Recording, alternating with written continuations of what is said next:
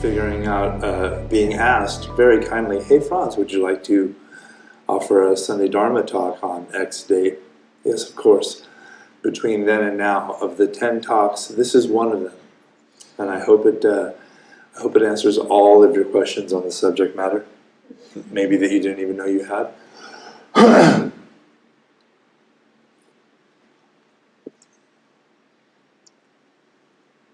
And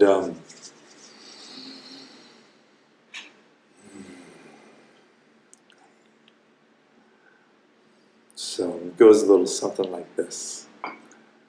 I want to present to you 3 quotes from the suttas, from the most ancient strata of the Buddha's recorded teachings. The subject at hand, as far as I can see, is views or view. Number 1, the Tathagata. Anyone here not familiar with that word? It's a beautiful word. This is a way that the old man would refer to himself. And one way of reading it, one way of translating it is the one who's like this guy. It's like a shorthand for me, but it's less personal. It's more... Tata is a Sanskrit Pali word meaning this or thus, like this. He said, the Tathagata abides freed from all views. I have passed beyond bondage to, greed for, obsessions with, attachment to, and lust for views. Number 2, wise view, this is the very beginning of the Noble Eightfold Path that culminates in total liberation and release. Number 3, I do not say that one attains liberation by view. I also do not say that one attains liberation without view. Rather, it is only by taking view as a skillful means, and without grasping at it as an end to itself, that one attains liberation. So, it sounds to me like the old man is saying 3 completely different things. It's always important to remember that we're dealing with someone who lived and taught 2,600 years ago. And if we are to believe the traditional accounts, taught for 49 years. So you can imagine how many different audiences and questions and situations, even cultural language groups, etc., etc. So many different audiences. And of course, the Buddha, and nowadays this is popular too, where religious leaders, spiritual teachers will have special magical powers, apparently. Never in the lab, and never in front of the camera. But, you know, in private with small groups of people. But of himself, the Buddha would say, I don't have powers, I don't have these powers, but I do have a power. I know how to teach anyone. He felt that he was able to meet with total availability any questioner and read them and figure out how to reach them. So we have these 3 very different quotes regarding view. Definition, view, noun. 1, the ability to see something or to be seen from a particular place. For instance, the end of the tunnel came into view, or in our case, the end of class came into view. Number 2, a sight or prospect, typically of an attractive natural scenery that can be taken in by the eye from a particular place, a fine view of the coastline. Or as a verb, to look at or inspect something. You can view the famous hall with its unique staircase from here. Or in regard with a particular light or a particular attitude. Like the Sangha viewed the teacher's talk with great concern and suspicion, as it seemed like he was just vamping for time. Anybody got any other words for views? Perspectives. Very good. Nice. Rob? Opinions. That's a good one. Everybody's got one. Some of us got more than one. Prism. Ooh. Through which you can view something. Anybody else? There's some good ones. You guys named some really good ones. Political views. Political views. That would be a category of views. Yes, absolutely. Which, always end up involving what we feel like are our most deeply held values often. About right and wrong and justice and morality. I'd like to offer or include concepts, beliefs, belief systems, positions, and patterns of interpretation. Generally, you can think about views, at least for the purposes of this talk, as belonging to two categories. Kind of everyday views, like, I love the sea breeze, it feels so good. I want to live somewhere near the ocean as much as possible. And a philosophical view. Philosophical views, and we all have them, even if we think we're not terribly philosophically minded, we definitely have them. Now, in my time in the Dharma, I've heard a lot about views. See the above quotes, and there's so many more. They seem really important, whatever views are, opinions, etc. And in the vast 2,600-year sweep of the Dharma, people seem to have a lot of opinions about views. Shocking. Every tradition and sub-tradition, every school, every sub-school, every teacher, every student, every schism has an official view. And then each of those students and teachers and prospective students probably have their own ways of embodying, imparting, transmitting, and understanding these views. Now, some traditions place the accent on the importance of not relying on philosophical views. One particularly comes to mind, being ably and aptly represented by our dear friend Jokai Roshi. In fact, the Chan and Zen schools really place, at least to my experience, a real importance on not relying on views. And in fact, they have thousands and thousands of beautiful philosophical texts whose sole purpose is to invite you into not relying on philosophical views. Well written, beautifully researched, poetic, very helpful. Other traditions do the opposite. They say, oh, you have to get the view right. Just imagine if you're trying to take a journey. You have to know where you want to go, what it looks like, what are the signposts. And even Zen, with its great emphasis on not clinging to, relying upon, and falling under the sway of views, and even with its great and vast and exquisitely beautiful philosophical tradition. I mean, especially considering the great founder of the Soto Zen school, as far as we're under, as I was led to believe, Dogen Zenji, great writer. Zen always comes back to this direct experience of your life right now. And those schools that do the opposite and really promote the education of the philosophical view of the school. You spend years training and learning the Madhyamaka, Prasangika, Sautantrika, all these various schools and philosophies and traditions of debate and scholastic traditions, and it always comes back to what's happening now. What's happening now?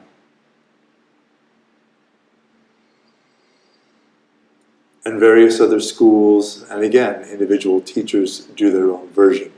their own dance between these seeming polarities of relying upon the power of a philosophical viewpoint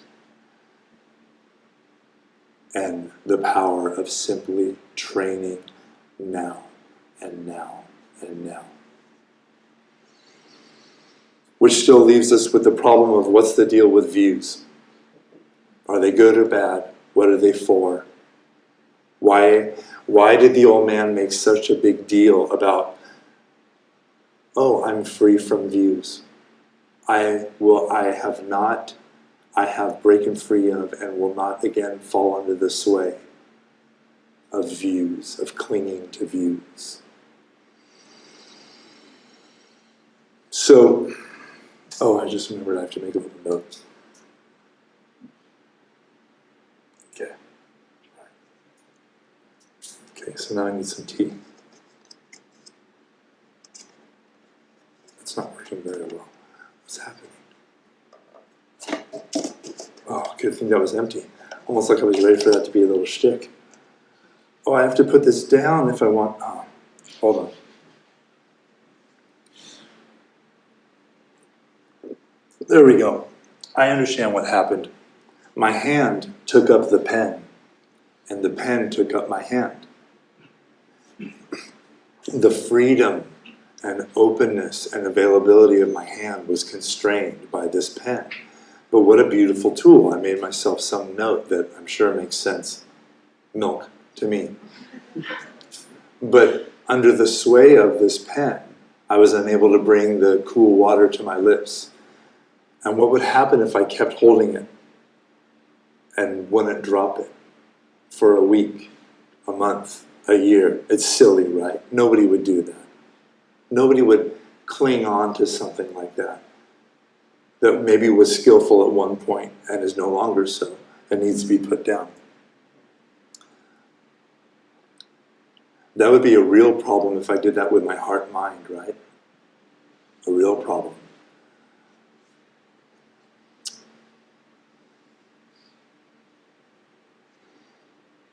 This is exactly the issue with views. And why? Views, the way we see the world, the way we see ourselves. Is there anyone in the room here who has a story about themselves? Okay. Is there anyone in the room who has a story about the world? All right.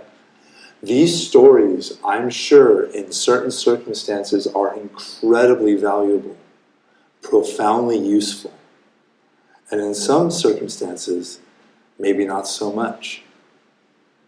You may have heard from this gentleman that everything is anicca. Everything is constantly changing. And everything is anatta. There's no solid self to be found. No unchanging primordial essence that's always the same.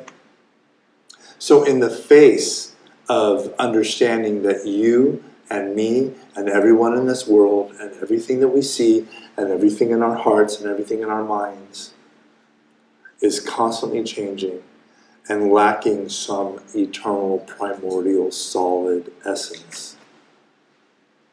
That would be a real problem if our heart and mind made these views, these stories, these opinions, these ways of interpreting experience that just kind of clung on and we never put them down. Views influence experience and vice versa. Have you ever heard of negativity bias? Has anyone ever, let's say my favorite field of practice, let's say you're driving and someone drives maybe a little too fast and a little too recklessly, and then you want to see who's driving the car. Oh, it's not just me. Thank you so much. And when you see them, do they look exactly like you knew they did? I mean, no, so right, when we're lucky, when we're very lucky, they don't look anything at all like we were sure they looked. And then we get to be like, thank you, thank you. It's someone who looks exactly like me. Or, you know, a human with 2 arms and 2 legs, etc., etc. Our stories, our views influence our perceptions and our understanding of the data that's coming in, and vice versa. Generally speaking, we are unreliable scientists.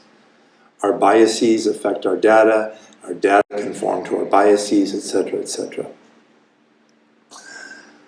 Views, opinions, ways of interpreting experience are subtle. They're so slippery.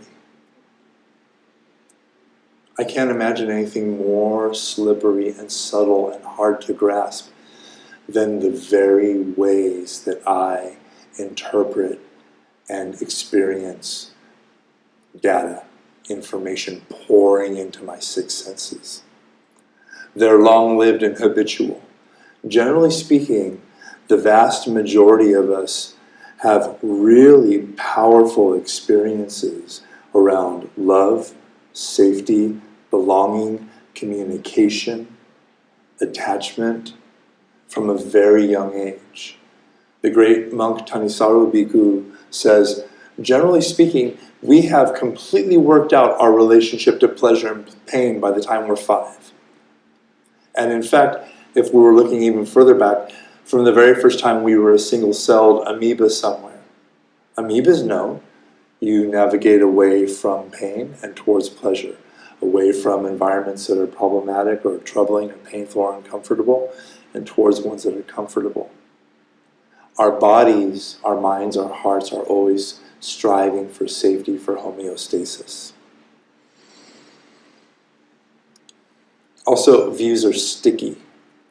Generally speaking, if I'm lucky enough to notice a view that I have about something, which again, as we previously stated, can be a little difficult.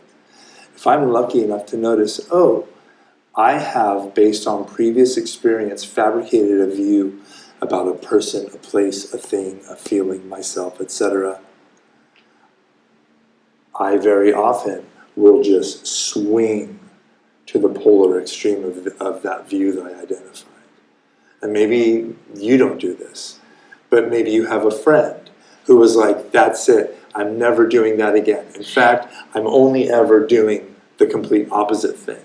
And as we all know, swinging back and forth from extremes is a really good way to go through your life in a calm and wise and kind way. It's ringing a bell, something about the middle way between all extremes. I think I heard something about that. Also, again, views become invisible. If you've ever worn your glasses, looking for your glasses, for instance, and I tend to paint the world of my experience with the pigments of my views. This is something you can imagine. Remember, after his breakthrough experience, the Buddha was silent for 49 days, trying to figure out how can I possibly relate what I've seen, what I've understood. And one of the things in this sutta where he talks about this to his students was people are attached to and love their place in their world and the way they see themselves and their world in it. Bless you. Bless you. Think about how difficult it is. Has anyone here ever been told by a dear friend that what they're doing or the way they understand something is maybe not optimal? Has anyone here ever had a little bit of resistance to that? Don't come to me with that. I know what I'm doing. I hate that. That's the worst, when I get told that I'm doing something or thinking about something in a way that isn't maybe optimal. Instant resistance. So, also the majority of our views that have, my views that have taken me up as I have taken them up, are emotionally charged, tied to and triggered by emotional activations, either in the past, in the present, or in the future. Which makes me even less able to impartially and clearly see what's arising.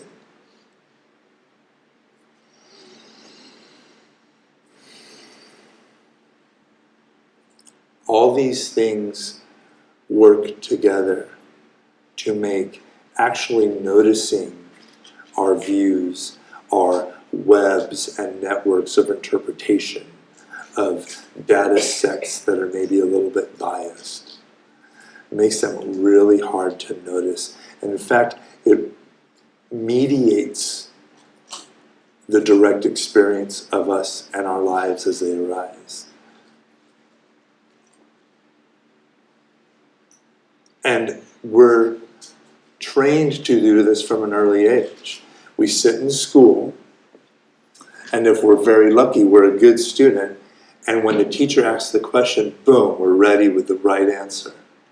And we are trained, and if we're a bad student, and we're staring out the window at a tree, or throwing balls of paper, or drawing, or whatever it is, and we're not ready to immediately regurgitate back the information that was asked of us. But if we're successful in school, it's generally based on our ability to take in this information and immediately feed it back. So we start to relate to our life like a tennis player, like a professional tennis player, just ready for the ball. Boom, boom, boom, back at you, return, return, return. Instead of maybe a more receptive way of meeting our lives. And at least for myself, this has made it no easier. I've always got something to look at and read and learn and think about and get distracted by. So, what can we do?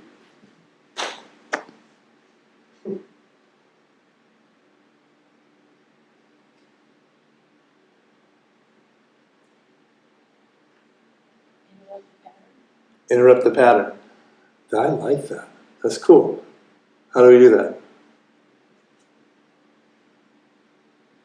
When you, I don't know, when you catch yourself maybe fixated on a certain perspective or view, question it.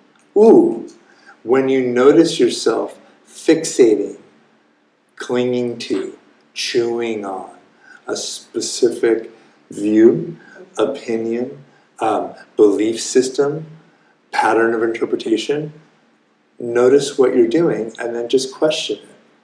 Good questions to ask might be something like, am I doing a thing? That's one I like. Or I also like, am I making this weird? When the answer is almost always yes. Or how about, do I have an idea about this? Am I making an idea? Am I fabricating some rule, some view about this? And if you are, great. Notice, remember that there's generally going to be some emotional activation around views and opinions, especially if they're important. Like things around love and care and respect and boundaries. And then when you catch yourself, like Heidi said, just question it.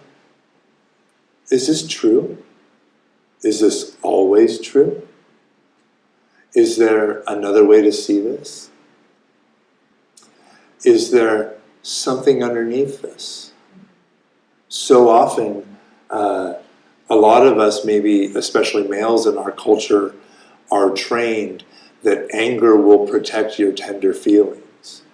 And I think maybe not just men, but a lot of us, anger is usually protecting something more tender and scared. Something like a sadness or a grief. So, that was an outstanding strategy. Another way of looking at this, especially from a meditative perspective, is, oh hey, the way we sit isn't just for the cushion. Can I be spacious to, can I meet whatever is arising with kindness? Which is really hard when it hurts. And I swear, every day is a first time for me. Every day when I could be doing anything at all, and I catch myself chewing on something, and it hurts. Usually the first thing I do is, I know what to do. I'm a serious meditation student. I prize calm and peace and rest and insight above everything. I'm going to fix it. And I put on my little cape, which is just a hoodie like a kid ties around. Watch me. And I start breathing, or I try to rationalize it. Hey, no, what are you doing? You know. But I've skipped a step. The most powerful step for me always, when I catch myself clinging to, being taken in by, chewing on, obsessing over a view, a way of interpreting experience, an opinion, a belief system, is just to notice it and name it and breathe into it. Something like, I guess this is sadness. I guess you're just sad right now. Or, this feels like anxiety. And I invite you, when and if you do this, to trust that your heart, mind, your body, breath are the safe containers for whatever is arising in your experience, in your heart. This is such a foundational, to me, this is such a foundational thing to me about the practice, that it begins with the understanding that you, whatever can be said to be you, are the safe, spacious, vast, open, available container for whatever is arising. Rob, did you have something? Yeah, I don't know if this is going to go a little rabbit hole or not, but yeah, I think you're pretty good with these. The idea of groupthink. Groupthink. You know, it seems to be human beings, when they want to accomplish something, they want to get everybody on the same page. The military going to war, fire and police departments trying to get their point of view across. Whatever it might, corporations. And they come up with the values. They try to teach you, these are our corporate values, and these are the way we're going to go. And it's like, who does this appeal to? And it's almost like, you know, I kind of look at this kind of chicken and an egg, because you're talking about an individual, and we're talking about a group. And when you start talking about views, well, if it fits my view, then yeah, I kind of do the group thing. Yeah. Right? But if it doesn't, I'm not following along. Yeah. I just want to know if you had any insight into that. Oh, I wish I did, but I think that's a great point. The same foibles and fragilities and frailties that individual humans have, groups of humans have in spades. And generally speaking, this is the kind of, I mean, think about what we're doing here right now. This is, I mean, Sangha was ancient to the Buddha. You know, I mean, groups and groups and groups of Hindus and Jains and, you know, tribal peoples long before the Vedas gathering together. This is actually, evolutionarily speaking, humans' real superpower. No claws, no teeth, no armor, but we can work together. We can communicate. We can cooperate. And like everything, it has a shadow. And that shadow, an expression of that could be the groupthink. And again, what does it serve? It protects me, it keeps me safe. And and usually, strangely, I've managed to migrate to and navigate to and find a bunch of people that feel exactly the same way I do about a certain thing. It must be right. And it just happens over and over and over again. But the foundational issues around ignorance, clinging, aversion, attachment to views are the same, whether it's me in my car, or at work, or a mega corporation, or an entire government, or a nation. It's, it kind of magnifies everything positive and everything negative, it seems to me. But thank you, great point, and that's why we're here. We get into this room, turn on some fans, have some tea, and sit together and practice this open, spacious way of being. So, on the subject of what do we do about our views, number one, don't panic. Number two, remember, open, spacious. This is how you actually are. Talk about views. The view from the meditative traditions coming from this gentleman are that your natural state, your original face, your ordinary mind is already that vast, luminous, spacious,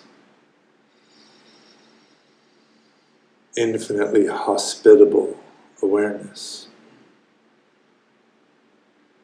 And generally speaking, when things are activating, uncomfortable, or conversely, really attractive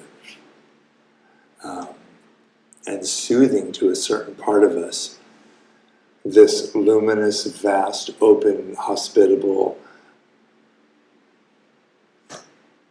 collapses around it. And then we chew and we reify. I chew and I reify. And I lose all perspective. So again and again, coming back to the original instructions, always. What is it like to be you right now? This instruction can be trusted. This reliance, again, remember these 84,000 teachings, and that's shorthand, 84 million teachings of the Dharma. And always it comes back to, what is this? What is this? And coming back to this open spaciousness. Now, I've been bad-mouthing views a lot because in the same way that the Buddha, the great physician, brought medicine for what ails us, and speaking for myself personally, my primary ailment is this dualizing, reifying, solidifying impulse to views, and then thinking they're absolutely right and never thinking about it again. And just living my life, and all my data and biases are confirmed. Since that is a lot of our primary disease, the medicine of, hey, watch out, you have a thorn in your heart, you have a problem, you have an issue, and it's this, and there's help. You can deal with it, you can practice with it, you can work with it. So a lot of these, this really strong medicine about being free from views, etc., is really important. But views are neither good nor bad. This is my little caveat at the end. Think about the views that the Buddha taught for 49 years.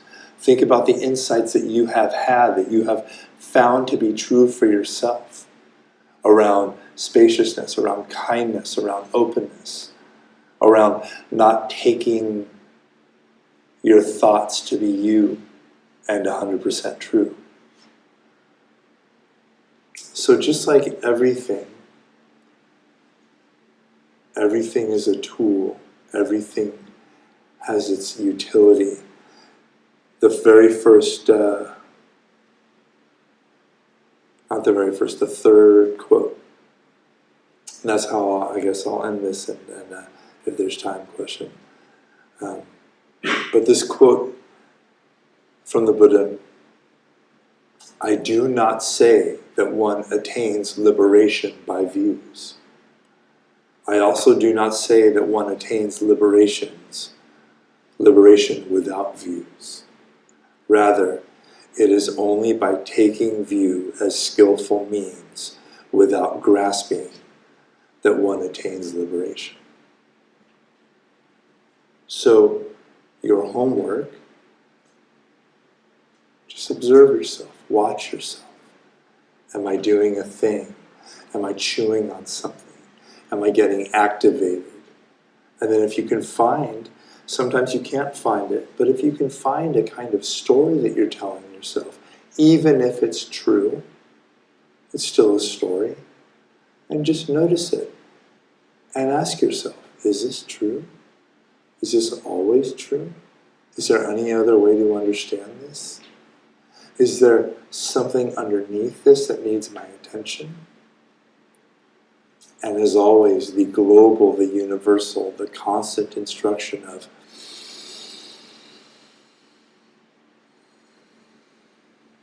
meeting whatever is arising with that open, spacious hospitality that is the very nature of your awareness.